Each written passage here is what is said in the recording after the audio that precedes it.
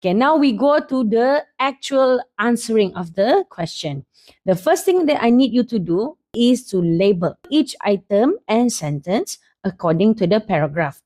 Tak kisahlah sistem macam mana kamu punya lecturer ke tutor ke, kamu punya cikgu sudah ajar, follow that. As long as you label them, because labeling is what helps you to read and give full attention to the questions and what are the tasks required of you.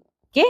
List the things that you have labeled down on the side of your answer or your question paper and use this list to check on whether you have fulfilled the task or not later.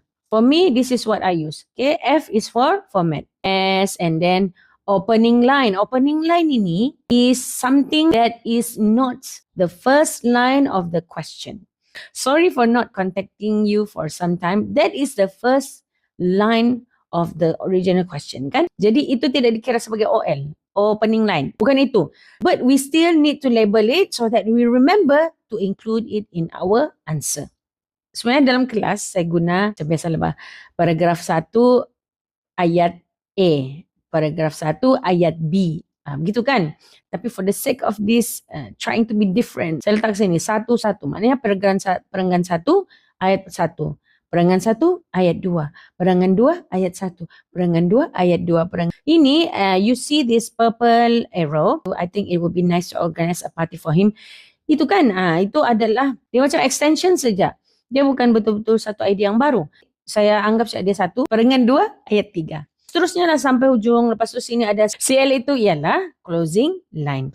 And then SO, sign off di bawah sini. Jadi sudah saya label semuanya. Saya akan salin semula di tepi ni dan tick lah as I go. Saya tick apa yang saya sudah respond dan apa yang saya sudah include in my own answer. Remember to give attention to the notes right here at the right hand side.